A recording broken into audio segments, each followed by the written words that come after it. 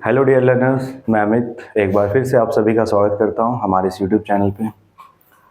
Last class में हमने vector topic को डिस्कस किया, स्टार्ट कर दिया था और बेसिक कंसेप्ट जो कि पोजीशन वेक्टर है और पोजीशन वेक्टर उसके बाद फिर डायरेक्शन कोसाइन, डायरेक्शन रेशियो, ये सब क्या होता है इनके बारे में समझे और क्वेश्चन भी देखें। ठीक है ना। आज का जो टॉपिक है हम लोग पढ़ेंगे टाइप्स ऑफ वेक्टर। वेक्टर के टाइप क्या क्या है। तो सबसे पहला जो है वो जीरो वेक्टर। तो जीरो वेक्टर किसको बोलते हैं? एक ऐसा vector, a vector whose initial and terminal point coincides. ठीक है। या फिर एक ऐसा वेक्टर जिसका मैग्नीट्यूड कितना हो, जीरो, और डायरेक्शन क्या हो, कोई भी डायरेक्शन हो, तो उसको क्या बोलेंगे? Zero vector. वेक्टर को हम लोग बनाते कैसे हैं बताओ।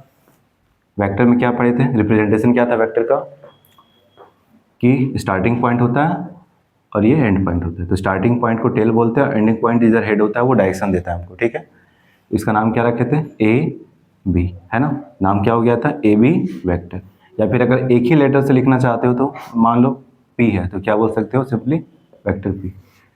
समझ में आया ना? ठीक है। ये हम लोग पढ़ चुके थे रिप्रेजेंटेशन का तरीका। तो जीरो वेक्टर क्या होता है? मैग्नीट्यूड जीरो होगा और डायरेक्शन क्या होगा? कोई भी डायरेक्शन रहेगा। ठीक है। या फिर ऐसा बोलो, इनिशियल पॉइंट भी यही और टर्मिनल पॉइंट भी यही, मतलब स्टार्ट हुआ यहीं से और यहीं पे आके डूब मारा। तो ऐसा वेक्टर क्या बोलेंगे हम लोग? Zero vector. समझ में आया ना? समझ गया। तो जीरो वेक्टर को रिप्रेजेंट किससे करते हैं? वेक्टर ओ ये लिख के करते हैं। ठीक है। तो जीरो वेक्टर का जो डिनोट करते हैं, डिनोटेड बाय जीरो लिख के ऐसा देते हैं। समझ में आया? समझ गया। उसके बाद लिखो second unit vector. Unit vector नाम से ही समझ में आ रहा है। यूनिट मतलब क्या? एक ऐसा वेक्टर जिसका मैग्नीट्यूड कितना हो? यूनिटी। यूनिटी मतलब वन। और डायरेक्शन क्या हो? गिवन वेक्टर का ही डायरेक्शन हो। देखो यूनिट वेक्टर कभी भी जो फाइंड होता है, देखो डेफिनेशन क्या लिखे इसका, a vector whose magnitude is unity. Unity का मतलब होता है वन। ठीक है। The unit vector in the direction of given vector, vector A is denoted by A cap. देखो एक ऐसा वेक्टर जिसका मैग्नीट्यूड वन हो। देखो हम क्या बोल रहे हैं, कोई एक वेक्टर दिया हुआ है, इधर को एक वेक्टर दिया हुआ है। ठीक है। इस वेक्टर को हम नाम रख दिए हैं वेक्टर ए। समझ में आया? इस वेक्टर को बोल रहे हैं गिवन वेक्टर। Given vector. ठीक है। अब इस गिवन वेक्टर का तुमको यूनिट वेक्टर बनाना है। तो यूनिट वेक्टर का मतलब होता है ये दिया हुआ वेक्टर है, इसका यूनिट वेक्टर बनाना है। तो इसका ये मतलब होता है कि एक ऐसा वेक्टर बनाओ जो कि डायरेक्शन क्या हो, इसी के डायरेक्शन में हो, लेकिन मैग्नीट्यूड उसका कितना हो? वन। तो बताओ अभी क्या है, इसका मैग्नीट्यूड एक तो नहीं दिख रहा है, ज़्यादा नहीं लग रहा, और डायरेक्शन उधर, तो हम क्यों ना एक ऐसा वेक्टर बना दें जिसका मैग्नीट्यूड वन हो और डायरेक्शन वही हो। तो ये वेक्टर क्या कहलाएगा? उस वेक्टर का यूनिट वेक्टर। समझ में आया? ठीक है। तो ये वेक्टर क्या कहलाएगा? उस वेक्टर का यूनिट वेक्टर। तो क्या लिख दिया यहाँ पे? इसको क्या बोलेंगे? A cap. ठीक है। तो यूनिट वेक्टर को लिखते किससे हैं? तो यूनिट वेक्टर जो होता है वो फाइंड कैसे किया जाता है? कभी भी किसी वेक्टर को उसी के मैग्नीट्यूड से डिवाइड कर दो तो क्या मिल जाएगा? Unit vector. समझ में आया ना? यूनिट वेक्टर ऐसे निकलता है। तो ये फॉर्मूला याद रखना है। ठीक है। चलो यहाँ पे देखो तो इसको एक चीज़ और लिखा जा सकता है क्या? Vector A. वेक्टर कैसे बनता है देखो तो, vector A is equal to क्या होगा? Magnitude of vector A into क्या? A cap. ऐसा लिख सकते हैं। हम पढ़े थे ना, कोई भी वेक्टर में क्या होता है, किसी भी वेक्टर में कोई भी वेक्टर हो उसमें दो पार्ट होता है। एक पार्ट जिसको हम लोग मैग्नीट्यूड बोलते हैं और दूसरा पार्ट जिससे हमको क्या पता चलता है? डायरेक्शन। होता है ना। जैसे एग्जांपल के तौर पे हम लिखते हैं टू आई कैप। तो टू कैप हो गया मैग्नीट्यूड और आई कैप क्या हो गया कि एक्स एक्सिस के तरफ चला है ना। तो कैप बताता है डायरेक्शन उसका। समझ में आया ना? ठीक है। तो इस टाइप से हम लोग लिखते हैं। लिख लो इसको जल्दी से यूनिट वेक्टर में। तो यूनिट वेक्टर का तो मैग्नीट्यूड वन हो गया, तो बचा क्या इसमें? तो यूनिट वेक्टर क्या बताता है? Unit vector gives the direction of a given vector. ठीक है। तो लिख लेना unit vector gives, unit vector gives the direction of a given vector. Unit vector gives the direction of a given vector. Full stop. Next जो है vector का type वो है को इनिशियल वेक्टर्स। सेकंड हो गया। थर्ड जो है वो है को इनिशियल वेक्टर्स, को इनिशियल वेक्टर्स, ठीक है, को इनिशियल वेक्टर। इसमें याद रखो यूनिट वेक्टर इंपॉर्टेंट है, ठीक है। को इनिशियल वेक्टर, वर्ड को का क्या मतलब होता है, एक साथ, इनिशियल मतलब स्टार्टिंग पॉइंट, वेक्टर्स वर्ड लिखा हुआ है, वेक्टर नहीं है, वेक्टर्स, ठीक है। तो यहाँ पे दो या दो से ज़्यादा वेक्टर का बात होगा, ठीक है। डेफिनेशन लिख लो, two or more vectors having the same initial point are called, two or more vectors having the same initial point are called coinitial vectors, two or more vectors having the same initial point are called coinitial vectors, ठीक है। दो या दो से ज़्यादा vector जिसका same initial point हो उसको क्या बोलेंगे, को इनिशियल वेक्टर्स। जैसे यहाँ देखो, अगर यहाँ पे कोई ऑब्जेक्ट, पत्थर ही मान लो, भारी भरकम कोई ऑब्जेक्ट है, इधर से कोई रस्सी बांध के फोर्स लगा रहा, कोई इधर से, कोई उधर खींच रहा, है ना। तो बताओ तो सारे फोर्सेस का स्टार्टिंग पॉइंट क्या है, सेम है ना। तो इन सारे वेक्टर को क्या बोल देंगे हम लोग, को इनिशियल वेक्टर। नाम रख दो, इसका नाम है वेक्टर ए, इसका नाम वेक्टर बी, इसका नाम वेक्टर सी। तो यहाँ पे तीनों वेक्टर क्या हो गया, को इनिशियल, स्टार्टिंग पॉइंट क्या है, सेम है। समझ में आया, बना लो इसको।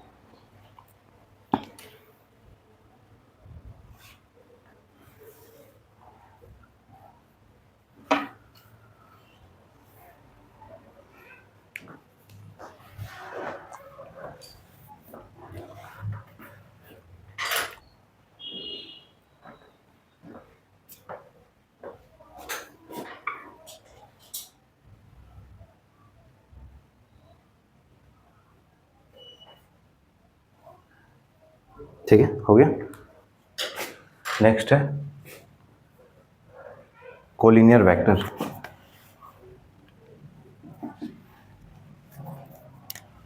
ये इंपॉर्टेंट है,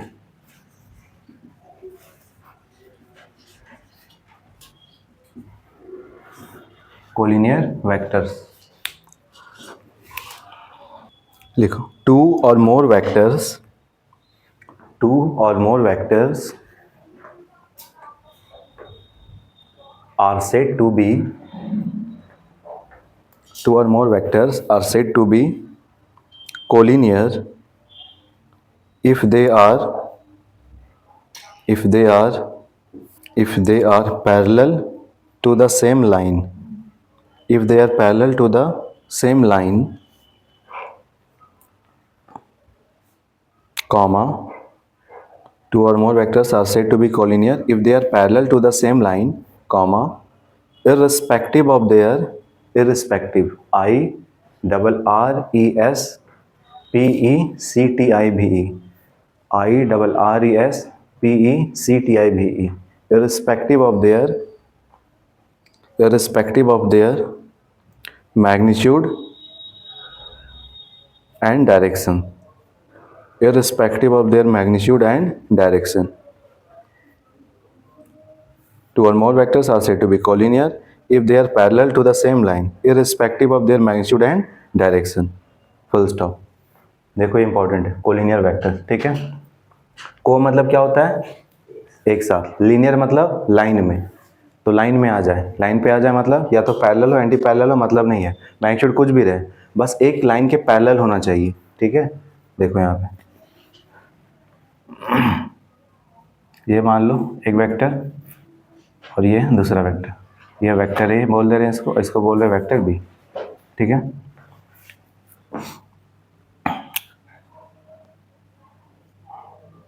इधर एक वेक्टर, वेक्टर पी, और इधर एक वेक्टर, वेक्टर क्यू, ठीक है।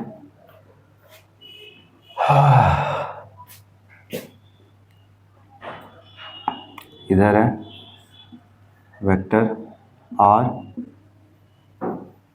वेक्टर आर इधर है, और इधर है वेक्टर एस, ठीक है। तो इन्हें बताना है कौन कोलिनियर है, ठीक है। इररिस्पेक्टिव मतलब नहीं है, ठीक है। Irrespective of their magnitude and direction का क्या मतलब है, मतलब नहीं है कि उसका मैग्नीट्यूड इक्वल है या डायरेक्शन सेम है, उससे मतलब हमको नहीं है, समझ में आया ना। देखो ये वेक्टर, ये वेक्टर और ये वेक्टर, कोई अपने से अगर एक लाइन मान ले यहाँ पे, कोई भी अपने से लाइन मान लो, तो अपने से इमेजिन कर लो यहाँ पे लाइन, तो ये वेक्टर इस लाइन के पैरेलल होता और ये वेक्टर भी इस लाइन के पैरेलल है। या फिर ऐसा देखो, आपस में दोनों पैरेलल है कि नहीं है? ये पैरेलल है। एंटी पैरेलल है ना पैरेलल। ये रेस्पेक्टिव तो लिख दिया ना, डायरेक्शन कुछ भी हमको मतलब नहीं है, सेम डायरेक्शन में या अपोजिट डायरेक्शन में, ठीक है, वो नहीं है पैरेलल। तो इनमें कोलिनियर कौन कौन कहलाएगा? ए भी कोलिनियर है, पी क्यू भी कोलिनियर है, समझ में आया ना? मैग्नीट्यूड कुछ भी हमको मतलब नहीं है, डायरेक्शन भी कुछ भी हमको मतलब नहीं है, सेम डायरेक्शन रहे चाहे अपोजिट रहे, मैग्नीट्यूड कुछ भी रहे, बस इतना याद रखो क्या होना चाहिए? पैरेलल हो जाना चाहिए, समझ में आया ना? तो उसको क्या बोलेंगे? कोलिनियर वेक्टर, समझ में आया? नेक्स्ट लिखो, बना लो इसको जल्दी से। तो कोलिनियर कौन है? ये कोलिनियर है, ये भी कोलिनियर है, ये कोलिनियर नहीं है, ठीक है।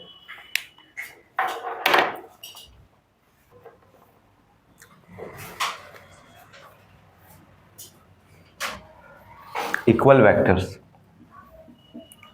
Equal vectors,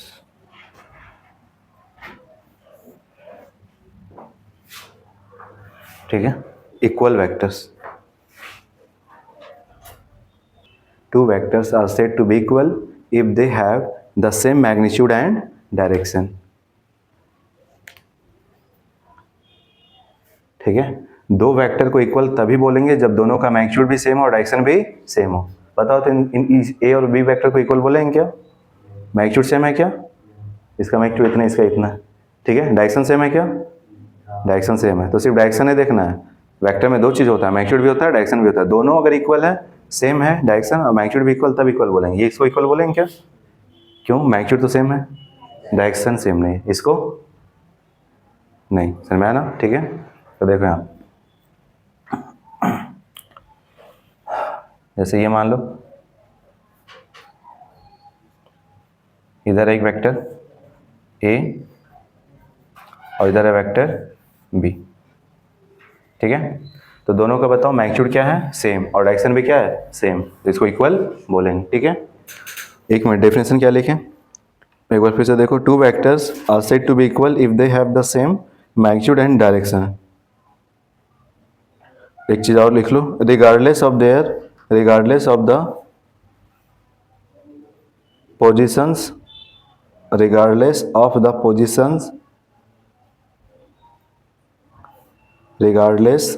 positions of their initial points, regardless of the position of their initial points। Initial point से हमको मतलब नहीं है, समझ में है ना? याद रखो, ठीक है। बना लो इसको, इसको इक्वल बोलेंगे क्या? इसको इक्वल बोलेंगे, इधर है, चलो मैग्नीट्यूड इक्वल कर दे रहे हैं, इसको इक्वल बोलेंगे क्या? क्यों? मैग्नीट्यूड तो सेम लग रहा है लेकिन डायरेक्शन सेम नहीं है, तो ये इक्वल बोलेंगे, इसको इक्वल नहीं बोलेंगे, समझ में आया? ठीक है, लिख लो।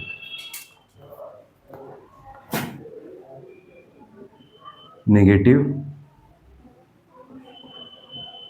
Of a vector, negative of a vector, ठीक है। देखो, किसी भी वेक्टर का नेगेटिव वेक्टर बनाना है, वो कैसे होगा उसको जानते हैं, ठीक है। A vector whose magnitude is same as that of a given vector, comma, but direction is opposite to that of it, but direction is opposite to that of it,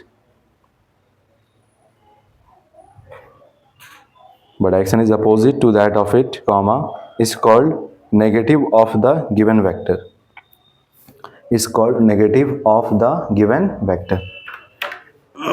magnitude same हो लेकिन direction क्या होना चाहिए? Opposite, समझ में आया? तो देखो यहाँ पे, अगर हम इसको वेक्टर ए बोल रहे हैं, ठीक है, इसको वेक्टर ए बोल रहे हैं, और इधर को एक वेक्टर बना हुआ है इसी के बराबर का, तो हम इसका नाम बोल दे रहे वेक्टर बी, ठीक है। देखो तो क्या दोनों कोलिनियर है? कोलिनियर मतलब क्या देखते हैं? पैरेलल है या नहीं है? मैग्नीट्यूड और डायरेक्शन से हमको मतलब नहीं होता। है पैरेलल, ठीक है, कोलिनियर बोलेंगे। क्या इक्वल बोलेंगे दोनों को? मैग्नीट्यूड तो इक्वल लग रहा है लेकिन डायरेक्शन क्या इक्वल है? नहीं, तो इक्वल नहीं बोलेंगे, ठीक है। नेगेटिव बोलेंगे क्या एक दूसरे का? मैग्नीट्यूड सेम है लेकिन डायरेक्शन क्या है? अपोजिट, तो हम क्या बोलेंगे? इसका नाम तो वेक्टर बी रख दिया लेकिन वेक्टर बी जो है ना वो क्या है? वेक्टर ए के बराबर है क्या? क्या बोलेंगे? अपोजिट है, तो वेक्टर बी जो भी है ना वो क्या? ए के अपोजिट है। इसमें क्या बोलेंगे बताओ? इसमें क्या लिखें? इक्वल वेक्टर जहाँ लिखे थे क्या लिख सकते हैं? Vector B is equal to vector A, लिख सकते हैं ना? Vector B is equal to vector A, यहाँ लिख लो। वहाँ पे क्या होगा? Vector B is equal to नहीं लिखेंगे, मैग्नीट्यूड क्या है? सेम है लेकिन डायरेक्शन क्या है? अपोजिट, तो माइनस है। जैसे एक्स एक्सिस को क्या लिखते हो? उधर पॉजिटिव एक्स लिखते हो, उधर क्या लिखते हो? नेगेटिव एक्स लिखते हैं ना, वैसा ही है, ठीक है। ठीक है, देखो एक क्वेश्चन है, which of the vectors are collinear equal coinitial. ये डायग्राम दे रखा है, यहाँ पे चार वेक्टर दिख रहा, वेक्टर ए, वी, सी और डी, और ये स्केल भी दे रखा है कि इतने का मतलब होता है 1 यूनिट। ये कितना यूनिट हो जाएगा? 2 यूनिट। ये कितना हो जाएगा? 3 यूनिट। ये भी 3 यूनिट और ये 2 यूनिट, ठीक है। तो बताओ इसमें कोलिनियर वेक्टर कौन कौन सा होगा? फर्स्ट का आंसर बताओ। डायग्राम को देखो, कोलिनियर वेक्टर, कोलिनियर का क्या हम लोग डेफिनेशन पढ़े थे कि मैग्नीट्यूड कुछ भी हो, डायरेक्शन भी कुछ भी नहीं हो। डायरेक्शन क्या होना? पैरेलल होना चाहिए, ठीक है। मैग्नीट्यूड कुछ भी हो, डायरेक्शन पैरेलल एंटी पैरेलल मतलब नहीं, हमको बस पैरेलल होना चाहिए, ठीक है ना। तो देखो यहाँ पे फर्स्ट का आंसर क्या होगा? देखो तो ये और ये क्या पैरेलल है, मैग्नीट्यूड भी इक्वल है, तब तो कोई बात नहीं, बोलेंगे ये वेक्टर और ये वेक्टर क्या है ना, एंटी पैरेलल। मैग्नीट्यूड कुछ भी है तो पैरेलल। अगर एक लाइन अपने से मान लेंगे तो ये भी उसके पैरेलल और ये भी उसके पैरेलल होगा ना। तो कोलिनियर में क्या किया जाएगा? ए, सी और डी तीनों होगा, तो vector A comma vector C and vector D तीनों आएगा, ठीक है। सेकंड, ठीक है। उसके बाद बता, इक्वल वेक्टर, इक्वल का क्या मतलब होता है? मैग्नीट्यूड भी सेम हो और डायरेक्शन भी सेम हो। देखो तो ये इसका मैग्नीट्यूड सेम है क्या, और डायरेक्शन भी सेम है, तो क्या बोलेंगे? ए सी के बराबर। और कोई है क्या? ए डी के बराबर बोल सकते हैं क्या? मैग्नीट्यूड तो अलग है, डायरेक्शन भी अलग है, तो क्या होगा? सिर्फ वेक्टर ए जो है सो और vector A and vector C, ठीक है। थर्ड बताओ, थर्ड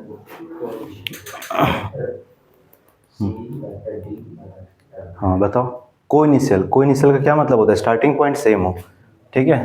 मैग्नीट्यूड से मतलब नहीं हमको, डायरेक्शन से मतलब नहीं, बस स्टार्टिंग पॉइंट सेम हो। देखो तो इनका, ये पॉइंट को देखो तो ध्यान से, उधर जा रहा, ये इधर आ रहा और ये इधर जा रहा, तो बी, सी और डी का स्टार्टिंग पॉइंट क्या है? सेम है, इनिशियल पॉइंट सेम है, तो ये तीनों क्या कहलाएगा? Coinitial vector. तो vector B, vector C and vector D, समझ में आया? ठीक है ना। तो ये बेसिक हो गया, टाइप्स ऑफ वेक्टर से इस टाइप के क्वेश्चन आते हैं, समझ में आया ना? ठीक है, अब कुछ एनसीईआरटी के क्वेश्चन देख लेते हैं, ठीक है। देखो पहला question, first question, find unit vector, find unit vector, find unit vector in the direction of vector. NCERT का एग्जांपल 6 है, ठीक है। Find unit vector in the direction of vector A is equal to 2i cap plus 3j cap, 2i cap plus 3j cap plus k cap, ठीक है। 2i cap plus 3j cap plus k cap. तो ये जो भी vector है इसका unit vector find करना है, ठीक है। तो यूनिट वेक्टर कैसे फाइंड होगा? सॉल्यूशन, तो यूनिट वेक्टर फाइंड कैसे करते हैं? तो लिखेंगे vector A cap is equal to vector A divided by the magnitude of vector A, यही है ना। तो वेक्टर ए को लिख दो 2i cap plus 3j cap plus k cap divided by its magnitude. तो मैग्नीट्यूड इसका कितना है? 2 का स्क्वायर प्लस 3 का स्क्वायर प्लस 1 का स्क्वायर, कितना आ जाएगा बताओ? 2i cap plus 3j cap plus k cap divided by under root 4 plus 9 plus 1, कितना आ जाएगा? 14। तो 2i कैप रूट 14 होगा, इसके नीचे लिखते हैं, समझ गए? Plus 3 j cap by root 14 plus k cap 1 by root 14। समझ गया ना? तो ये बोलेंगे उस गिवन वेक्टर का यूनिट वेक्टर है। समझ गया? लिख लो। 6 हो गया। एग्जाम्पल 7 लिखो। Find a vector in the direction of vector find a vector in the direction of vector in the direction of vector a is equal to I cap minus 2 j cap। find a vector in the direction of vector a is equal to I cap minus 2 j cap। लिख लिए। that has magnitude 7 units। that has magnitude 7 units। देखो ये सवाल का क्या meaning है, ठीक है। that has magnitude 7 unit. देखो बोल रहा है कि एक ऐसा वेक्टर बताओ जो कि इसी के डायरेक्शन में हो लेकिन उसका मैग्नीट्यूड कितना हो 7। देखो मान लो ये एक वेक्टर है, ये एक वेक्टर, तो इस वेक्टर को हम ऐसा बना लें वेक्टर है, ठीक है, ऐसा होता। अब एक ऐसा वेक्टर बताना है जो क्या हो इसी के डायरेक्शन में हो लेकिन उसका मैग्नीट्यूड कितना हो 7 यूनिट का। तो उसी के डायरेक्शन में लेकिन मैग्नीट्यूड कितना यूनिट का हो 7 यूनिट का। समझ में आया? उसी के डायरेक्शन में लेकिन मैग्नीट्यूड इसका कितना होना चाहिए 7 यूनिट का। ठीक है, तो बताओ मैग्नीट्यूड तो बोल दिया कि 7 यूनिट का होना चाहिए। वेक्टर में क्या क्या पार्ट होता है, एक होता है मैग्नीट्यूड और एक होता है डायरेक्शन। तो क्यों ना इस वेक्टर का हम यहाँ से डायरेक्शन निकाल ले। तो डायरेक्शन मतलब क्या फाइंड कर लो, ए कैप, निकल जाएगा ना। अब कोई भी वेक्टर कैसे बनता है, वेक्टर बनाने क्या रूल है, कोई भी वेक्टर जो होता है उसमें दो पार्ट होता है, एक होता है मैग्नीट्यूड और एक होता है डायरेक्शन, है ना। तो मैग्नीट्यूड बोल दिया ना 7 यूनिट, क्यों ना हम यहाँ से इसका डायरेक्शन निकाल लें। समझ में आया? तो चलो डायरेक्शन निकाल लो। तो डायरेक्शन क्या हो जाएगा इसका, ए कैप निकाल लें। ए कैप इज इक्वल टू कैसे होगा, वेक्टर ए को डिवाइड कर दो इसी के मैग्नीट्यूड से। तो वेक्टर ए को डिवाइड करो, ए क्या बताओ I cap minus 2 J cap by में ए का मैग्नीट्यूड रखेंगे क्या आएगा अंडर रूट में 1 का स्क्वायर प्लस माइनस 2 का स्क्वायर होगा is equal to i cap minus 2 J cap by में बताओ क्या आएगा अंडर रूट में 1 प्लस 4 आएगा, 1 प्लस 4, ठीक है। तो रूट 5 आ जाएगा, यानी ये हो गया I cap by root 5 minus 2 J cap by root 5। ये क्या आ गया यहाँ से बताओ, ए कैप आ गया ना। यहाँ से हम डायरेक्शन फाइंड कर ले, बोल दिया ना कि ऐसा वेक्टर बताओ जो कि इसी के डायरेक्शन में हो लेकिन उसका मैग्नीट्यूड कितना होना चाहिए 7। तो क्यों ना हम इसका डायरेक्शन निकालिए, डायरेक्शन हो गया। अब क्या चाहिए, रिक्वायर्ड वेक्टर। रिक्वायर्ड वेक्टर, जो भी रिक्वायर्ड वेक्टर है तो वो कैसे मिलेगा, तो रिक्वायर्ड वेक्टर जो भी है वो क्या हो जाएगा, बोल दिया ना उसका मैग्नीट्यूड कितना है 7। और डायरेक्शन के लिए का तो क्या करेंगे, इसी का डायरेक्शन ले लें, 7 ए कैप बोलते हैं, ये ना होगा रिक्वायर्ड वेक्टर। तो लिख दो 7 और ए कैप का वैल्यू कितना है I cap by root 5 minus 2 J cap by root 5। समझ में आया? ठीक है। अब इस 7 को अगर अंदर भेज दोगे तो क्या आ जाएगा बताओ, 7 by root 5 i cap minus 14 j cap by root 5। तो ये हो गया रिक्वायर्ड वेक्टर। समझ में आया? ठीक है, लिख लो। ठीक है, तो आज इतने रखते हैं, ठीक है ना। Thank you.